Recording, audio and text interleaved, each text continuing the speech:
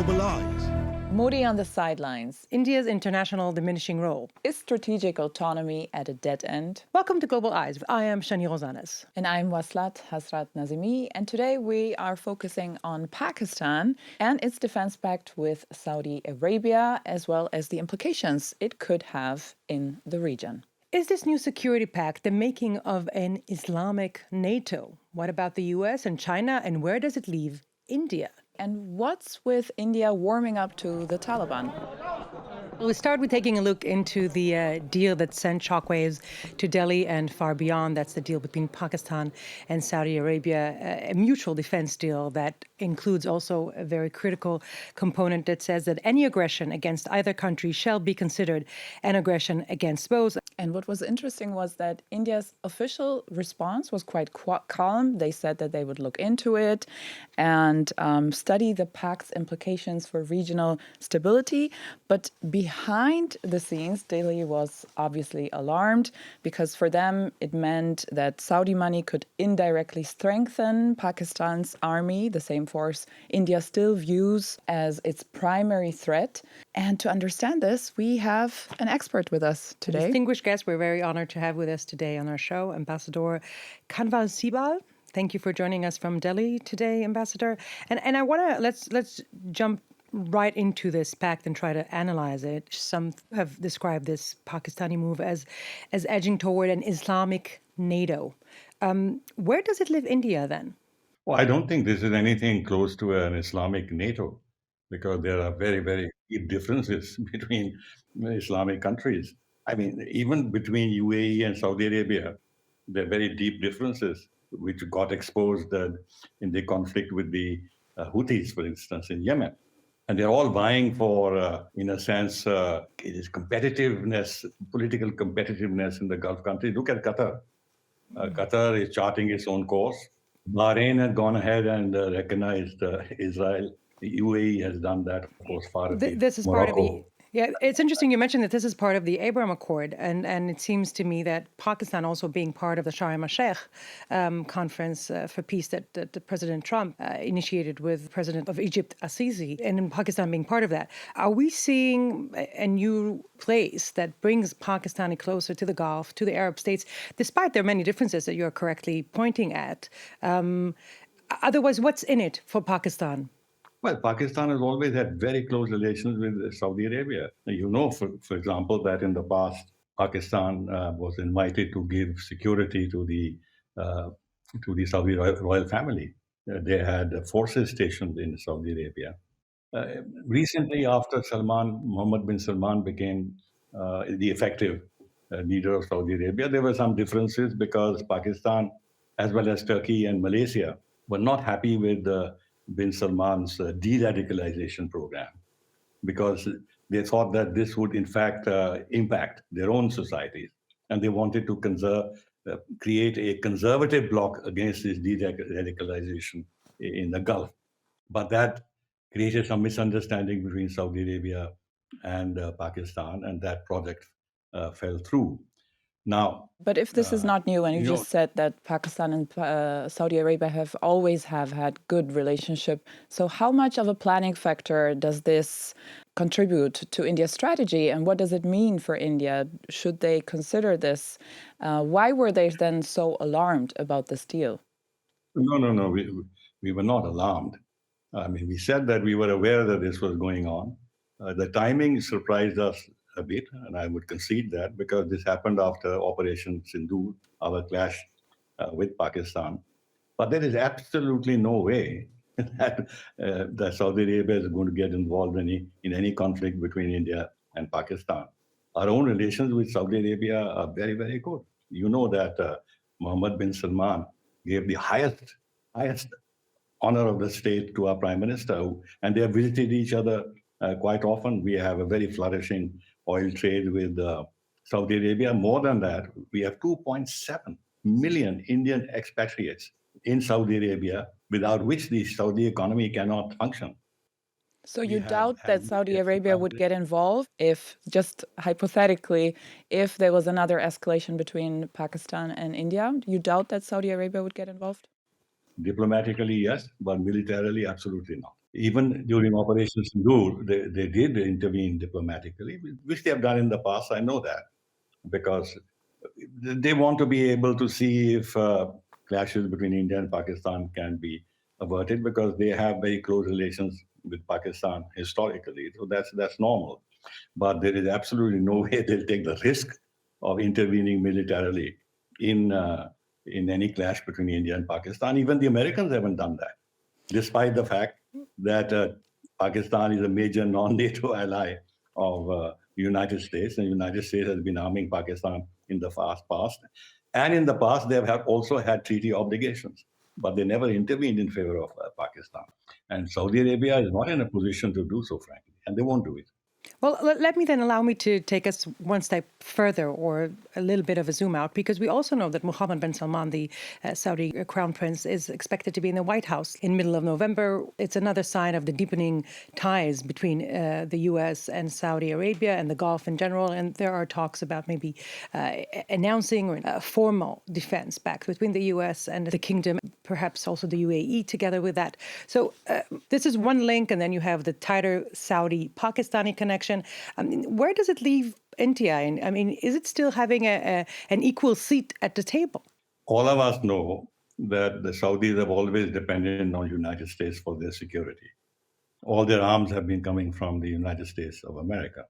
They have not accepted positioning of US troops on Saudi soil in the past because of Islamic considerations. But the United States has a very big base in Bahrain, which is just a few kilometers away from Saudi Arabia. And their biggest base is in Qatar, which is just to the north of Saudi Arabia. So it's not as if defense ties between the Western world, the United States, and others, and the Gulf are absent. And despite that, we have very good relations with all the Gulf countries, very flourishing relations with the UAE in particular. It has become one of our biggest trading partners. And of course, Saudi Arabia is one of our biggest suppliers of crude oil. And they are very much interested in the Indian market because India is a very, very huge importer of oil. 87% of our energy is imported. They will never want to lose that market since we are so close. And they have invested a lot in our country. They have plans to invest about $100 billion. We've had military exercises. Our naval chief has gone there. Our army chief has gone there. But yes, Saudi Arabia has its own considerations. Why they've done this, who prompted them, what is their concern? Did they take the opportunity of the attack on Qatar to demonstrate to the United States that they are not now relying fully on the US for their security because Israel attacked Qatar, despite the fact that Qatar has this huge American base and the Americans couldn't prevent it. So maybe it was a signal. Now they want to undo that signal, perhaps, as you said. They'll go to the White House and do something else. This is part of the politics that is being played. But it doesn't really have much impact on India because our own relations with the Gulf countries and with the United States, which currently are under some sort of stress because of Trump. We have the talent and we have for you, Mr. Sinwal, nothing has changed. So everything for you, there is no new change, no need to be alarmed, because I'm kind of surprised, to be honest, because when I watch Indian TV or I follow Indian media, I see a completely different image. So I'm kind of surprised, to be honest. Either you are playing this down or others are playing it, exponentially up. Well, I won't advise anybody to take seriously what the Indian media says in terms of policy decisions. In terms of public opinion, yes, they do reflect public opinion and degree of anger with certain aspects of Trump's policies towards us. That is true, but it's not as if they shape policy. But wouldn't you say that it does shape policy? I mean, just now, Modi did not want to meet Trump. I mean, he gave an excuse. He said he wants to stay at home and celebrate Diwali. But when there was a chance to meet Trump personally, he kind of rejected this idea. So it feels to me, Yes, at least, that it has an effect on policy as well. No. It was rightly so, for the simple reason that if we had been able to strike a deal, a trade deal, with Trump beforehand, certainly the Prime Minister could have met him. But to meet him when not only there is no trade deal, but we are subject to the highest tariffs on any country, barring Brazil, 50%. And on top of that, he's imposed a penalty of 25% additional penalty for buying Russian oil on us. So for our prime minister to meet him in those circumstances, when there is no give on the American side, then it would be accepting that we are willing to talk to him despite the hits and the blows that he's inflicted on us. This is a way of expressing to the Americans that we are not going to be browbeaten for you, and like the Europeans and some others running, and being part of his clown show, being props in that. I mean, India is not willing to do that.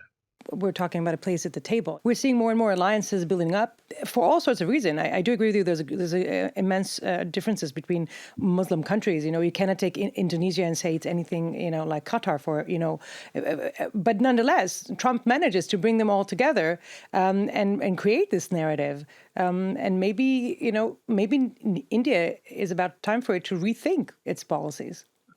Well, I don't know how much seats the Europeans have at any table in which Trump is involved. The manner in which he has humiliated European leaders time and again. And look at Sharm el-Sheikh, the manner in which he treated the British Prime Minister. He calling him up on the stage, and when he came near him, sort of shoved him back and didn't take any notice of him. And the sexist remarks against the Italian Prime Minister. I mean, is it the only thing to her credit that she's a beautiful woman? You don't say these things in serious diplomacy. Well, it's not a question of India not being at the table.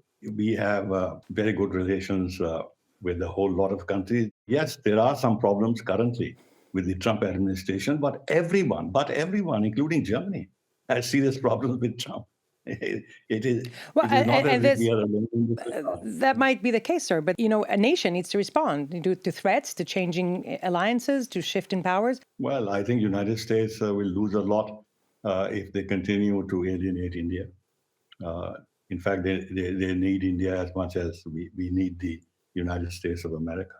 But there it is. United States is upsetting all its allies. Europe, Japan, Australia, South Korea, they have upset all of them. So it's not as if India is alone in this regard. So we don't feel particularly paranoid about it because this is Trump's style. Well, nonetheless, you have mentioned, and rightfully so, that the tariff rate on India is extremely high comparing to many others. We're not begging them to remove them. On the contrary, we are now trying to diversify our markets, and we will live with these. Yes, it'll cause pain, but we will live with these because we have other options, and we've got a huge internal market. Don't forget, we have 1.4 billion people, and many of the areas where we have received a hit, we are trying to now actually increase the internal market for them and looking for other markets. So yes, it is not an easy process. It will take time. It will cause some pain. But I think sooner or later, United States will realize it's not in its own interest to continue with these high tariffs because there is nothing that justifies this. It is just some kind of a peak of Trump and his erratic and unpredictable behavior. So we'll see what happens. Okay, then at least let's bring in another country that India is seemingly changing its stance towards too, Afghanistan. We just recently saw the Afghan Taliban foreign minister visiting Delhi for the first time since the Taliban took power in 2021. And he was welcomed with open arms, which was quite a surprise for many outside the region. So why do you think at least India has changed its policy towards the Taliban? Is it just to provocate Pakistan, or is there another reason? No, it's not that, because this has been a steady engagement with the Taliban. It began at official level, then it got raised to the level of our foreign secretary, which means the head of our foreign office. So we try to assess whether our concerns about Taliban getting involved or allowing terroristic activity from its soil directed in India, whether those fears were real.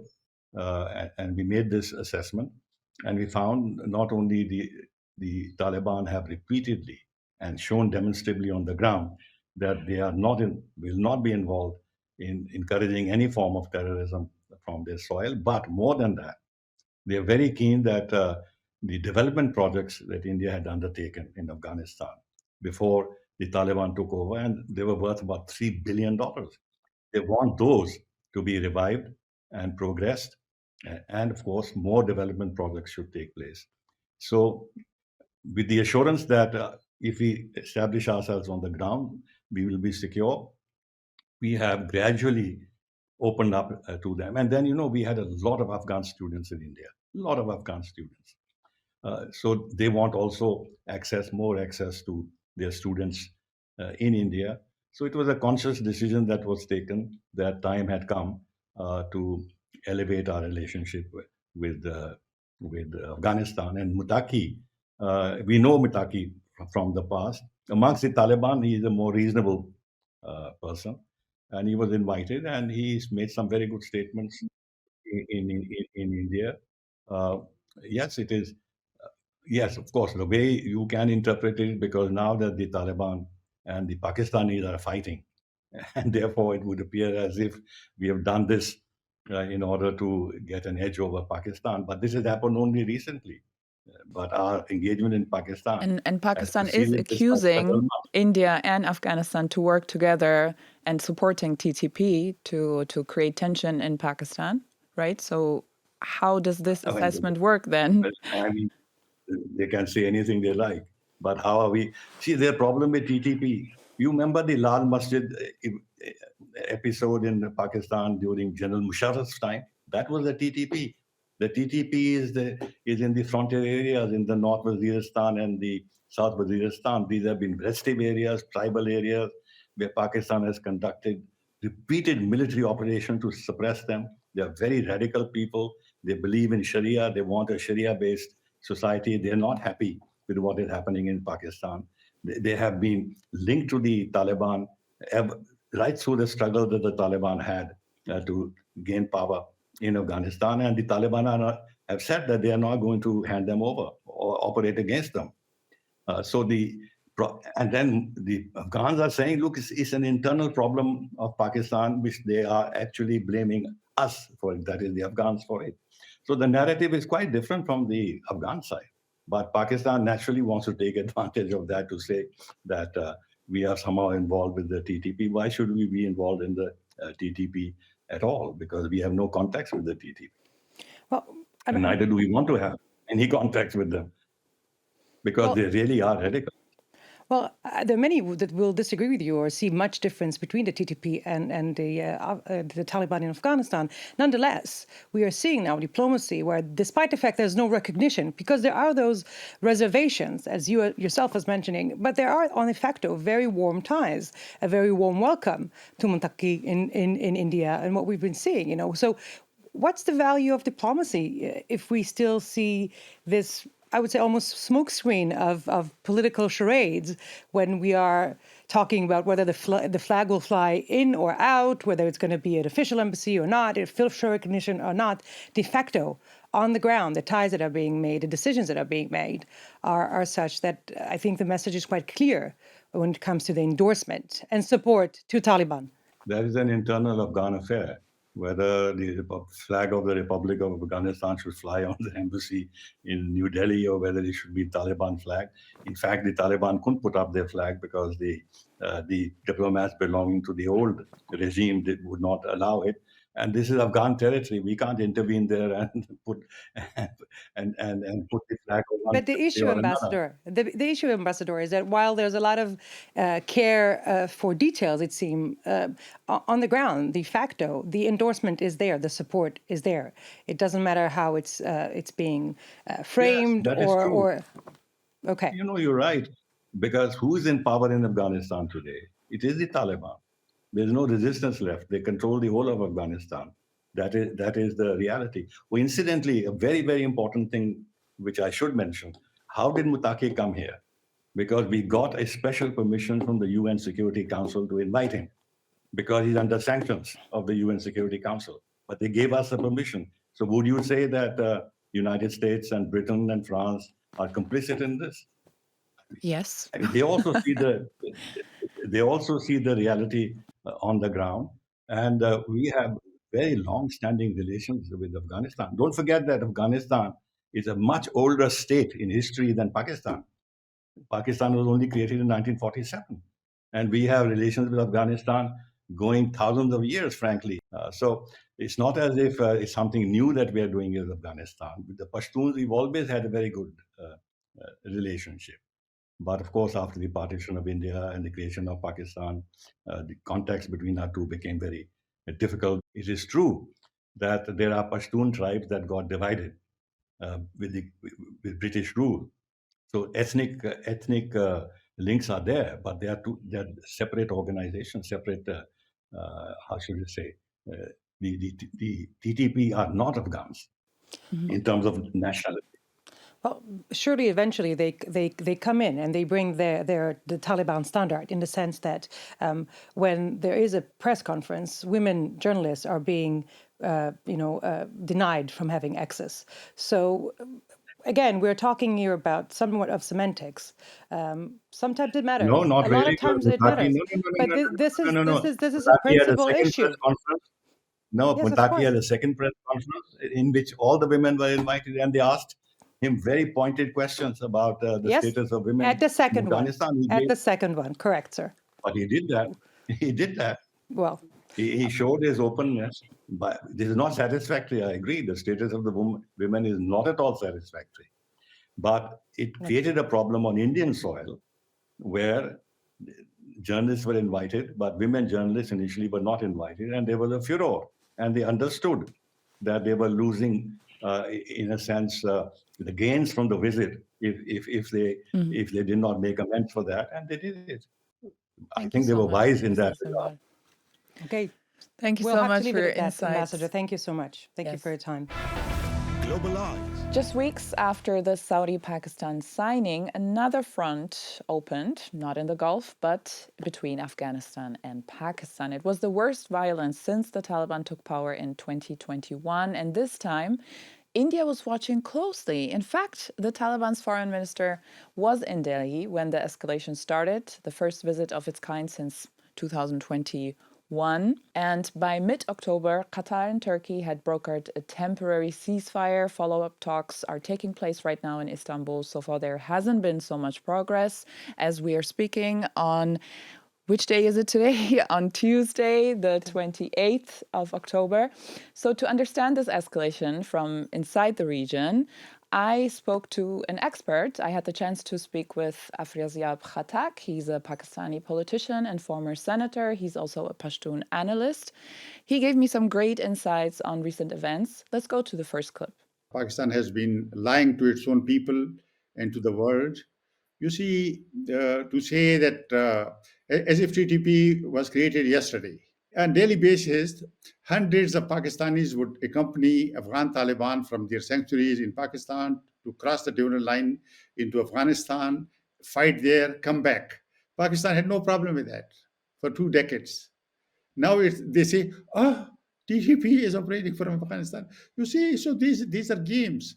You know, Waslat, I like this clip because I think, we just spoke about, the smoke screens of diplomacy and all, and he's very straight and very, open about this, basically saying Pakistan have cultivated the Taliban all these years. It's actually all the signs were there on the wall, and Pakistan maybe need to, the way he's hinting at it, take some more responsibility for its role. Which they're not. Right now, they're just blaming India, saying that they are supporting TTP, that the Taliban are harboring and supporting TTP in Afghanistan, which is true to an extent because TTP is inside Afghanistan, but it's not a new thing. This has been the case for many, many years. And I think what's also interesting, it looks like that Pakistan is not just sensing that they're losing control over the Taliban, but it actually just looks like they have actually already lost it, which is kind of interesting, and Delhi knows it. And it's interesting also, it's kind of a mirror image because this is also what India is also blaming Pakistan for doing, harboring terrorists,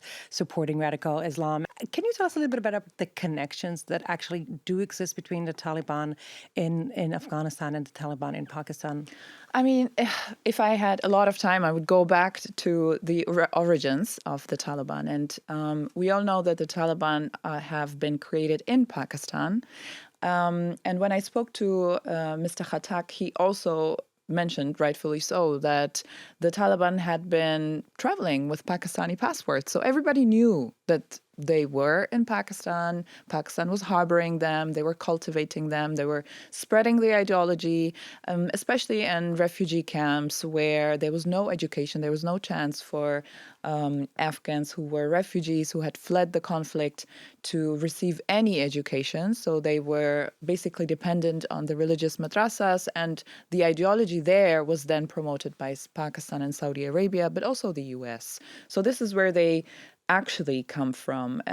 But the ideology between TTP and the Taliban is exactly the same. I mean, then you have the Modi government, which are, I mean, come on, there's a lot of Islamophobic sentiment. And then at the same time, they're inviting Mutaqi. I showed you the images, right? Of Mutaqi being received in the Deoband Madrasa, which is a very big religious school. So he was invited there. People were celebrating him like a rock star, which was really, for me, it was so interesting to see. And then India was basically trying to send a message saying, hey, this is where your actual roots are. So this is where you're actually coming from. I thought that was quite interesting. And maybe we can play the next clip that from my interview with Khattak. I believe it's a new great game. I believe a new Cold War between China and US is repeating a few things that we saw during the Cold War between the Soviet Union and the United States in 1980s and beyond. I believe Pakistan is a frontline state. Pakistan's Afghan policy is not made in Pakistan. Pakistan implements what is dictated by the big powers. And it is not yesterday. I mean, it is for long, long time. Pakistan became member of CENTO, a military pact against the Soviet Union in early 1950s.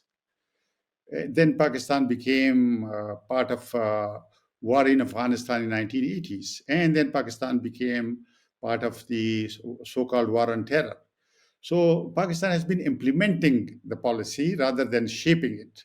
So, Vasat, we see him talk about the great game. What do you think he means? So the great game basically is Afghanistan being the battleground for proxy wars. So big players using the country for their own games and for their own interests, which obviously is not, I mean, the population is not, they're not the ones who are benefiting from it. They're actually bearing the brunt. But we had, in the past, we had the British, we had Russia trying to get a piece of the cake, then we had the Americans. And it's so interesting because on the one hand, this narrative is always also being used by Afghan politicians, by Afghan players. And then at the same time, people are also priding themselves in, not being defeated since so many decades. And what you could also see, which was so interesting during the escalation between the Taliban and Pakistan, was that they became so popular in these few days. So suddenly they became this unifying figure, which was really... So you think that basically Taliban is now coming out stronger from this? Definitely. From this crisis? Definitely. People who are completely anti-Taliban said that they would support the Taliban, that they would fight along them. People who had actually before fought against them now said that they would fight with them against Pakistan. I don't know. To me, it was also kind of disturbing, to be honest. Of course, I can imagine. But interestingly enough, there's another part of the interview that you conducted that caught everybody's ear. Let's take a listen. I don't think Taliban is really a phenomena that's going to last very, very long. I mean, it is an aberration. It is basically a mullahcracy The priests or mullahs are ruling Afghanistan. So this is something which can't last. It is really an anti-Afghan project in the sense that it is weakening Afghanistan as a state and as a nation. But you see, without women, Afghanistan is half a nation. Half a nation is not a nation. I think what's interesting, we all, heard about, and know about the state of women in Afghanistan. I will shortly ask you to give us a bit more about that. But I think what's interesting and bold and important, and we need to hear more, is the connection that he is making. You cannot be a strong nation when you're a nation for only half of your population. You cannot be a strong country and there's no future. He talks about this as an empty project because it is hollow when it doesn't acknowledge and exist, the rights, the basic rights of women. The problem, Shani, is that women's rights were used as a legitimization to have to fight this war for 2 decades in Afghanistan, when it was actually never really about women. So there was never a grassroots movement. It was always coming from the top, people flying in, taking a few women and say, hey, you are now the new activist, you will become the new next politician. There was a lot of corruption involved, but lives for ordinary Afghan women hadn't changed in those 20 years. So even now, not a lot has changed for them, even though there are so many restrictions. It has become extremely difficult for women to just exist in Afghanistan, because then once the Taliban took over, then they said, yeah, let us show you what we think about your women's rights, which are which was never really sincere in the first place, which I agree, because it wasn't. So, but knowing Afghanistan so well, do you recognize some shades of differences? Are there more moderate voices? Is there any possibility that international pressure or the outreach to the world, as we've been seeing between Afghanistan and India, will make a dent, will change something on their stand when it comes to women? I definitely think so, but at this current time, Afghan women's rights are just a side note. Like when we spoke to the ambassador, he just said, yeah, the women's rights, the state of women's rights is not good, but yeah, but there shouldn't be a but, right? So it should be a condition, a precondition before you have talks with them, before you invite them to your home, to India or to any other country, before you make deals with them. Germany making deals with them so they can deport more people, right? It's not about morals and values anymore, and maybe it wasn't ever. So, and until this doesn't change, I don't think anything will change. To me, Afghanistan is like a mirror that's reflecting back to us what the current state actually is. And it's interesting you mentioned that, because we are celebrating this year, or I'm not sure there's much to celebrate, but definitely something to announce or to mark. Yes, the UN Security Council Resolution 1325 on women, peace and security, which was a promise to include women in peace processes. And, a quarter century later, we don't see much progress. No. And again, another, the recurring thing of this episode is about how there's such a big difference between the semantics and the symbolism and diplomacy and the good intentions. I think this is all we have time for this time in our episode. So thank you so much for joining us. And we hope to see you again soon in our next Thank episode. you so much for being with us. We tried out a few new things this time. Let us know your thoughts in the comments. And thank you for your time.